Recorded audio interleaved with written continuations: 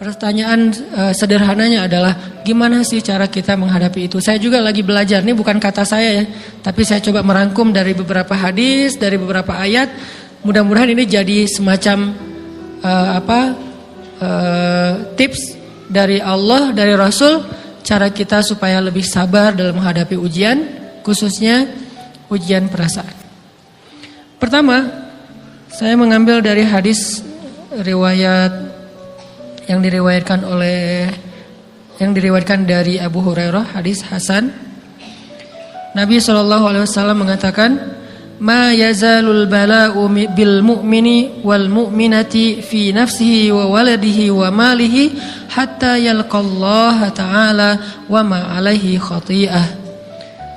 Tidaklah seseorang selesai diuji, baik dia laki-laki orang yang beriman atau perempuan yang beriman, baik itu ujiannya terjadi pada dirinya atau melalui anaknya atau melalui hartanya, artinya ujian harta, ujian fisik, ujian perasaan, sampai dia bertemu dengan Allah dan dia tidak punya dosa. Apa maksud dari hadis ini? Ujian itu tidak akan berakhir kecuali kalau dosa kita sudah habis. Allah akan menguji kita terus untuk membersihkan diri kita dari dosa. Sehingga yang harus kita coba bangun awareness dalam diri kita kalau lagi diuji, Allah pengen membersihkan dosa saya nih. Sehingga kita ridho dengan ujian, bukan ikhlas ya. Kalau ikhlas ibadah, kalau ujian ridho, rela. Saya ridho ya Allah, walaupun ini berat. Saya ridho ya Allah, walaupun saya berharap Engkau beri jalan keluar. Saya ridho ya Allah, walaupun saya berharap ditolong oleh Allah. Tapi tetap ridho diberikan ujian itu. Sambil berdoa diberikan jalan keluar, ditolong, diberikan keajaiban, cuman gak mau mengeluh. Dan berdoa meminta jalan keluar bukan mengeluh, itu ibadah. Berdoa itu ibadah dalam Islam. Sehingga Allah suka banget sama hamba yang berdoa. Allah suka dengan hamba yang curhat. Nabi itu kalau lagi curhat, doanya aja bisa berjam-jam cuma doa doang tuh. Kayak hadis Aisyah pas lagi cemburu malam-malam kan, Aisyah lagi tidur, ini jatah malamnya Aisyah. Tiba-tiba dia nyari-nyari raba-raba, Nabi gak ada, dicari di kamar mandi gak ada. Biasanya Nabi sholat di sebelah Aisyah. Wah, curiga nih, jangan-jangan ke rumah si fulan. Dicari ke rumahnya, ditelepon gak aktif, mungkin lagi dicas, datang ke rumahnya. Ketuk pintu. Hafsah, Nabi di rumah kamu enggak? Enggak Aisyah, beneran. Cari ke rumah Sofia. Sofia, Nabi di sini enggak? Enggak, beneran. Cari ke rumah Maria. Maria di sini enggak Nabi? Enggak. Kemana ya Nabi? Rumah istri-istri yang lain gak ada. Pas balik ke rumahnya, ngelewat masjid, ngelihat Nabi lagi sujud di Masjid Nabawi, di mihrab. Dan Aisyah mendengar Nabi menangis sambil berdoa. Dan sujudnya itu seperti membaca 1 juz Al-Quran. Dan itu isinya doa nangis. Robbi. Jadi kalau kita katakan gak usah banyak berdoa sama Allah, malu. Justru Allah suka kepada hamba yang berdoa.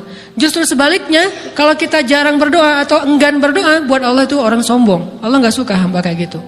Kamu gak butuh saya, sama kayak kita lagi ada masalah, punya teman yang punya kelebihan harta, terus kita kayak bingung gitu nyari kesana kemari pinjaman, dia gak dikasih tahu. Pas dia tahu dari orang lain, dia ngomong apa? Kamu gak nganggap saya ya? Emangnya saya bukan teman kamu? Kok kamu punya masalah keuangan tapi saya gak dikasih tahu, malah saya tahunya dari orang lain? Tersinggung kan? Kalau teman kita aja tersinggung, apalagi Allah. Kamu punya masalah kok gak ngomong ke saya, wahai hambaku? Bukan berarti Allah gak tahu. Allah tahu, cuman Allah berhak, bukan ingin ya, berhak untuk dilibatkan. Allah berhak untuk dicurhatin. Allah berhak untuk dijadikan tempat kita untuk habis-habisan menangis dan melampiaskan masalah kita kepada Allah dalam bentuk curhat-curhat dan doa. Sehingga kalau kita berdoa, ya Rabbi, Allah langsung inni qarib, mendekat Allah kepada kita. Jadi teman-teman yang dirahmati Allah, kalau kita punya masalah, kita coba bangun awareness, oh Allah pengen membersihkan dosa-dosa saya nih. Terus kita berdoa, ya Allah bantu saya, ya Allah tolonglah saya, istighfar. Saya kadang-kadang ngerasa nih, kalau ada dosa, ada kesalahan, ada kekeliruan yang saya lakukan misalnya gitu, kalau saya nggak kuat istighfarnya, bentar lagi akan diuji sama Allah.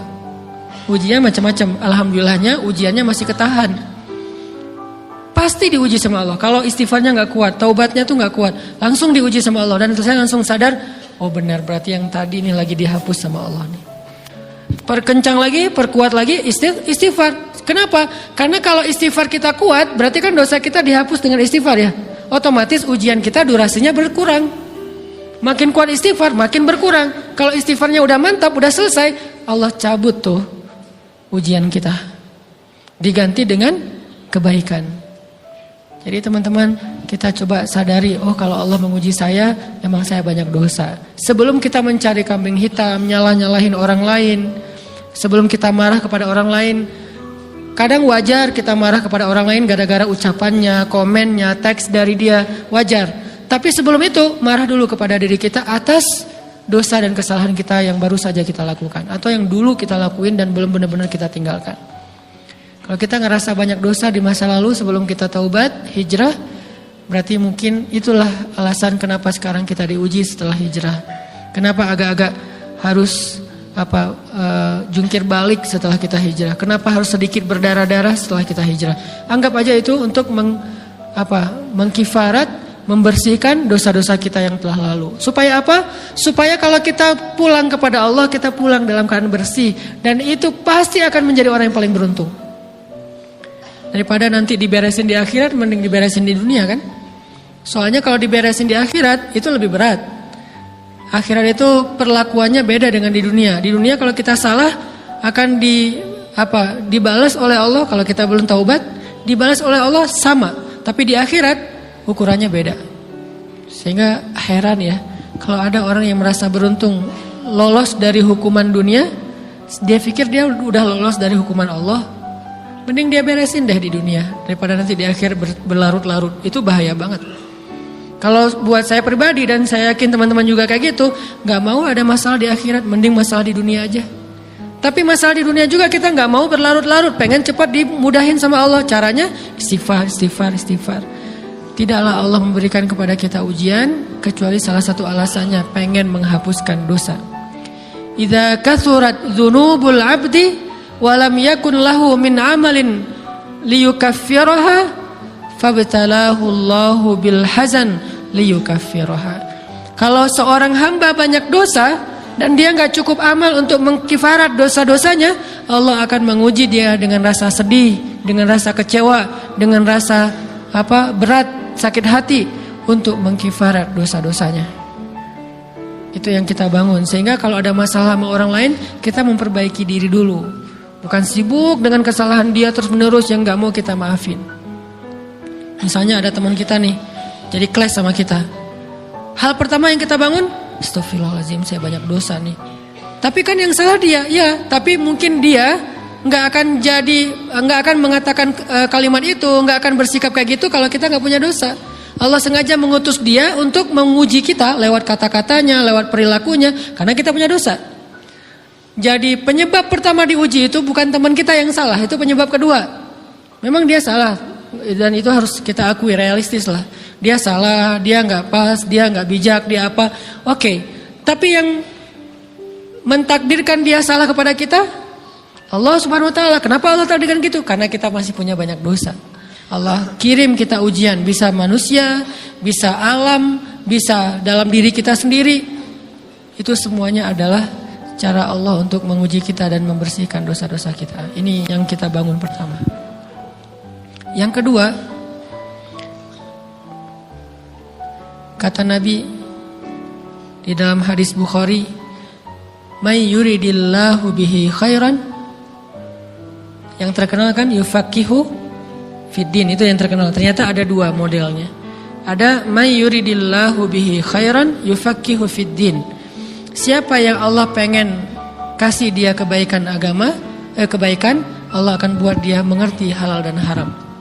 Itu berarti Allah sayang sama dia. Ini satu model hadis. Ada model yang kedua, mirip redaksinya. May yuridillahu bihi khairan yusib min. Hadis Bukhari. Siapa yang Allah pengen ngasih dia kebaikan, Allah uji.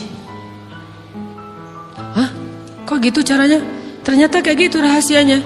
May yuridillahu bihi khairan, siapa yang Allah pengen ngasih dia kebaikan, Allah kasih dia musibah atau ujian. Kenapa bisa seperti itu, Ustaz? Fa inna ma'al usri yusra, Inna ma'al usri yusra. Seolah-olah Allah bilang di dalam ayat itu, kalau kalian mau dapat kemudahan, biasanya lewatnya kesusahan dulu. Kalau kalian pengen dapat keberuntungan, biasanya dapatnya kerugian dulu. Tapi keberuntungan dan kerugiannya pasti nggak sebanding. Keberuntungannya jauh lebih besar daripada kerugiannya. Kerugian itu kayak modal doang, DP. Jadi kalau kita mau dapat kejutan dari Allah, Allah kasih kita DP. DP-nya apa? Ujian. DP-nya musibah. DP-nya rasa nggak nyaman. Itu DP tuh. DP terhadap apa? DP dari Allah terhadap hadiah-hadiah besar yang Allah pengen ngasih ke kita setelahnya. Cuman banyak orang yang menolak DP ini. Sama kayak kita misalnya. Kalau kita mau ngasih dia hadiah, kita kasih dia kayak kejutan dulu. Dia lagi ulang tahun nih, disiram air dulu. Setelah itu dikasih hadiah-hadiah yang mahal. Rela gak disiram air demi hadiah? Rela, udah siramin lagi aja. Kalau setelahnya ada hadiah. Yang kita gak rela, kalau setelah disiram disuruh bersih-bersih sendiri dan gak dikasih apa-apa, kan gak rela tuh. Berarti ini bab iman. Yakin gak kalau Allah tetap ngasih hadiah? Kan sabar dan iman itu ternyata tahu aman, kembar. Kalau kita yakin Allah ngasih hadiah setelah ngasih kita DP ujian, ya kita akan sabar. Gak apa-apa deh, bentar lagi mau dikasih hadiah, digini-giniin juga gak masalah. Dibully, diapain sama Allah, biarin aja. Ya Allah saya sabar, kan bentar lagi mau dikasih hadiah nih. Ini masalah yakin. Tapi kalau kita gak yakin, apa sih maunya Allah gitu kan? Begitu kalimat ini keluar, maka yang muncul setelahnya adalah mengeluh, berputus asa, dan gak akan sabar menghadapi ujian. Ujian, kata Nabi, may yuridillahu bihi khairan, siapa yang Allah pengen kasih hadiah, siapa yang Allah pengen kasih kejutan, siapa yang Allah pengen kasih pertolongan, siapa yang Allah pengen kasih kebaikan, yusib min, Allah akan uji dia dulu. Ini sunnatullah. Sehingga kalau kita lagi diuji, yang kita lihat jangan ujiannya, apa setelah itu. Gimana ngelihatnya Ustaz, gak kelihatan? Dengan mata hati. Istafti qalbak, tanya kepada hatimu, kelihatan enggak? Dengan mata hati. Gimana ngelihat dengan mata hati? Dengan iman, saya percaya Allah pasti ngasih kebaikan setelah ini. Orang Allah sendiri yang ngomong, enggak ada satu huruf pun di Al-Quran yang salah. Apalagi satu ayat, apalagi dua ayat. Fa inna ma'al usri yusra. Ditegesin lagi, inna ma'al usri yusra. Tapi usr dulu, baru yusr. Dikasih kesusahan sedikit, dikasih kemudahan yang banyak. Dikasih kesusahan sedikit, dikasih kemudahan yang banyak. Ini yang kita coba bangun, tajdidul iman. Bangun memperbaharui yakin. Sehingga ketika kita diuji, sedih, wajar. Mengaduh sedikit, bukan mengeluh ya. Kalau mengeluh kan nyalahin Allah. Kalau ngaduh, yang namanya orang dicubit kan, itu ngaduh. Tapi kalau, apa sih maunya Allah? Nah itu ngeluh. Antara mengadu dengan mengeluh berbeda. Mengaduh, itu manusiawi. Sedih, itu manusiawi. Air mata, bahkan bukan hanya manusiawi, itu rahmat dari Allah. Orang yang gak bisa menangis itu yang bahaya. Kalau kita masih bisa menangis, berarti kita masih peka hatinya. Bukankah anak kecil paling sering menangis? Berarti hatinya peka. Siapa lagi selain anak kecil yang paling sering menangis? Cewek. Cowok itu emang gak punya perasaan, makanya jarang nangis. Cewek dikit-dikit nangis. Jangan bilang, cemen banget sih nangis, cengeng apa. Enggak, karena dia perasaannya lebih peka dari kita. Itulah kenapa Allah menitipkan bayi kepada perempuan. Kalau dititipin ke laki-laki, hancur. Di balik kepekaan perempuan, di balik sensitifnya perempuan, di balik perasaannya yang luar biasa, di situ Allah Subhanahu wa taala menitipkan amanah, dia yang paling baik dalam merawat bayinya. Perempuan secara umum mungkin lebih banyak bicara daripada laki-laki ya. Walaupun ada orang yang perempuan pendiam banget, ada yang nggak ngomong sama sekali, misalnya diem-diem aja, ada. Tapi secara umum perempuan lebih banyak berucap daripada laki-laki. Emangnya ini kekurangan? Bukan. Ini kelebihan. Kalau dia berikan itu dalam hal yang tepat. Apa yang tepat? Mendidik anak. Justru karena perempuan banyak ngomong, lebih baik dalam mendidik anak daripada laki-laki. Laki-laki itu kurang mendidik, kurang mengedukasi kepada anak dengan usia tertentu karena dia jarang memahamkan. Salah hanya marah, salah hanya ditegur. Kalau ibunya jelasin, gini sebelum tidur ibunya yang ceritain banyak cerita. Saya sendiri ngalamin. Sering mana seorang ayah sama ibu interaksi sama anak dalam bentuk verbal. Sering ibu. Jadi menangis itu rahmat dari Allah. Gak apa-apa, nangis aja. Dan itu tidak disebut mengeluh. Kamu kok nangis sih? Kan orang Islam harus sabar. Emangnya nangis dengan sabar itu bertolak belakang? Sabar tetap sabar. Ya nangis jalan aja terus nangis. Nangis apa pakai nangisnya nggak cuma nangis doang. Emotikonnya juga nangis, berderai-derai gitu. Sampai air matanya menggenang gitu kan ya. Boleh lah. Ditambah lagi dengan visual menangisnya. Posting bahwa dia lagi tertusuk duri dengan postingan kaktus atau apalah. Dia pengen share ke semua orang bahwa saya sedang sedih. Sehingga nanti ketika ada orang yang menghibur dia dengan sedikit kata-kata yang sabar ya segala macam, wah makin berderai-derai. Itu belum jadi. Kecuali dia keluarkan kata-kata mengeluh, baru dia disebut orang yang banyak mengeluh, berputus asa. Kalau mengaduh wajar. Walaupun ada nabi udah diuji berat nggak mau mengaduh, apalagi ngeluh. Zakaria digergaji mengadu aja nggak. Kenapa? Karena kata malaikat kalau kamu mengaduh sedikit aja, maka Allah Subhanahu Wa Taala akan menghancurkan kaum ini. Dia kasihan kepada kaumnya, nggak mau mengaduh. Satu-satunya orang yang kita tidak boleh mengaduh hanya orang tua. Atau itu mengeluh kalau untuk orang tua. Kalau yang lain nggak disebut mengeluh. Kalau ke teman, malas nggak apa-apa. Jangan sering-sering tapi. Apaan sih? Ke teman boleh. Tapi ke orang tua, saja itu bukan lagi mengaduh, itu sudah mengeluh. Khusus untuk orang tua. Kalau di antara manusia. Kalau kepada Allah dan Rasul, pastinya lebih dari itu. Ketika kita diam saja, tidak langsung beranjak sami'na wa ata'na labbaik ya rabbi wa sa'daik, enggak memenuhi panggilan Allah, itu sudah disebut bagian dari kufur ingkar. Tapi minimal kita mungkin masih mengaduh, kita masih menangis, kita masih lelah, kita masih merasa lemah. Setidaknya kita tidak mengeluh. Kenapa? Kita percaya Allah kalau mau ngasih hadiah kepada hambanya, DP-nya itu ujian. Dan yakinlah hadiahnya minimal 10 kali lipat lebih baik daripada ujian itu. Minimal, karena nggak ada amal soleh yang dibalas di bawah 10 kali lipat tuh nggak ada. Amal soleh, amal ya bukan niat. Amal yang udah kita kerjakan minimal dibalas 10 kali lipat, minimal. Maksimalnya bighairi hisab, tanpa batas. Bighairi hisab, tanpa batas. Ada yang 700 kali lipat kayak sedekah, tapi tetap aja ayat sedekah di akhirnya ujung-ujungnya apa? Bighairi hisab juga kan?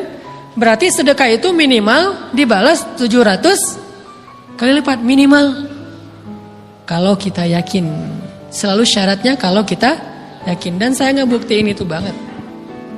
Saya pernah ngalamin lagi jalan-jalan di sebuah kota yang ada becak kayuhnya, becak sepeda gitu ya. Jalan terus saya bilang, Pak berapa ongkosnya? 20.000. Udah naik aja 20.000. Karena kita keliling-keliling kota, ternyata saya jadi kasihan sama dia 20.000. Kasihan kan 20.000 dibayar keliling kota, walaupun pas mampir beberapa tempat mungkin dia dapat tips ya. Tapi saya nggak tega gitu, dia cerita tentang anaknya lagi sekolah, apa segala macam, makin bikin baper kan.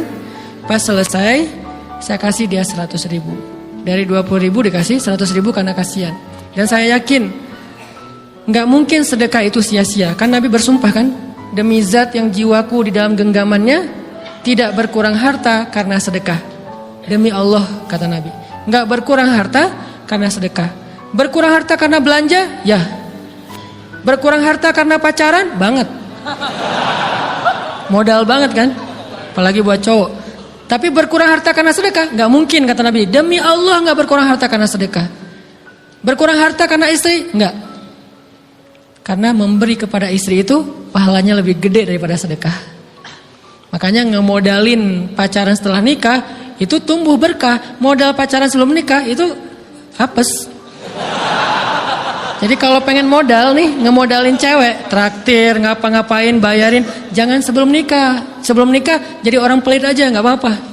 Tapi setelah nikah, jor-joran ngasih, apalagi yang, bayarin semuanya. Kenapa? Pahalanya lebih gede daripada sedekah. Bahkan lebih gede daripada infak fi sabilillah. Seorang suami memberi nafkah istri, itu pahalanya terkadang lebih besar daripada kita berinfak untuk fi sabilillah, untuk korban perang. Saya heran kalau ada orang sedekahnya rajin tapi ke istrinya kikir, aneh, berarti dia nggak ngerti konsep. Padahal memberi kepada istri itu selama itu kebutuhan pokok ya, dan sedikit entertain, nggak apa-apa asal nggak berlebihan, itu luar biasa. Makanya saya kalau jalan sama istri yang yang mana? Itu yang Onit suka. Oh ya, Onit suka. Kasih aja. Kenapa? Minta ini. Kasih. Selama ada kan kenapa nggak dikasih kan ya? Nanti Allah ganti. Makin rajin kita ngebayarin istri kita, ngebelanjain istri kita, makin Allah ngasih yang kita nggak pernah duga-duga. Sampai istri kita cemburu sama kita. Kok kamu duitnya banyak banget sih? Kan gara-gara aku sering ngasih ke kamu. Ya udah sini lain lagi. Mau ditransfer berapa gitu kan ya? Saya ngasih 100.000 ke si bapak. Dan saya yakin teman-teman sedekahnya pasti lebih dari itu karena 100.000 saya sebut. Kalau 1 juta ke atas saya nggak mau nyebut, malu dong, ria ya.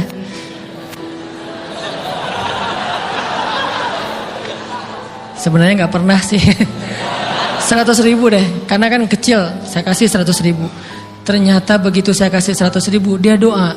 Nah ini nih pentingnya sedekah ke orang yang membutuhkan tapi nggak minta-minta, dia tulus. Dia langsung doa, ya Allah Pak, mudah-mudahan rezekinya lancar, berkah, bertambah dan segala macam, bahagia keluarganya. Doa-doa ini semuanya dikabulkan dalam hitungan hari. Pertama, bertambah bahagia rumah tangganya, dapat kecupan dari istri.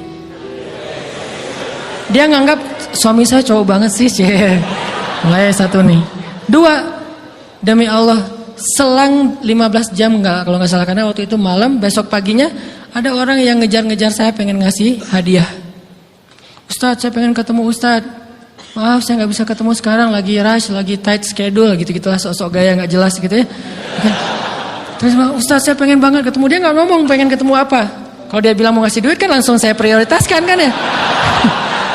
Berhubung dia nggak ngomong, ya udahlah, saya sok-sok jual mahal gitu. Tapi yang namanya rezeki kan gimana kita tolak, dia datang kan. Saya nolak. Pokoknya sebentar aja 5 menit nggak akan ganggu waktu Ustaz. Ya udah besok pagi ya pas breakfast gitu. Pakai gaya-gaya dikit breakfast. Pas breakfast, oh ya siap Ustaz. Jam berapa? Jam 8. Udah janjian jam 8. Mungkin orangnya nih dengar live streaming, Pak jazakumullah khair jaza. Makasih banyak, mudah-mudahan Allah tambahkan rezekinya. Terus beliau besok mau flight ke luar kota jam 8. Akhirnya ngubungin lagi malamnya, Pak Ustaz maaf nggak bisa ketemu besok. Karena saya jam 8 itu jadwal terbang. Oh ya udah nggak apa-apa. Seneng dong saya nggak jadi ketemu kan. Tahu gitu kan nyesel saya tuh. Seneng. Besok pagi jam 6 Pak Ustadz. Alhamdulillah ternyata penerbangan saya di delay ke jam 11. Allah delay penerbangannya demi ngasih rezeki buat saya. Kan luar biasa kan. Ini hikmah kepedean saya, kegeeran kepada Allah gitu. Di delay demi saya. Kan kadang-kadang GR ya di depan Allah ya. Robbi akraman kan gitu ayatnya. Allah memuliakan saya dengan istighfar tetap. Akhirnya saya bisa ketemu Ustaz. Saya nggak baca WA-nya, terlambat baca, baru baca jam 8. Dia udah mulai agak putus asa, kayaknya udah gak mungkin ketemu nih. Jam 8 pas saya baca, ternyata orangnya nggak di delay. Ya udah saya balas, ya udah sekarang saya tunggu ya jam 9. Maaf cuma sebentar. Nggak apa-apa Ustaz, 5 menit. Datang dia. Datang ngasih apa coba? Ngasih duit 200 juta. Demi Allah, cuman berselang beberapa jam saya tolak-tolak. Tahu gitu Pak, datang malam ini aja.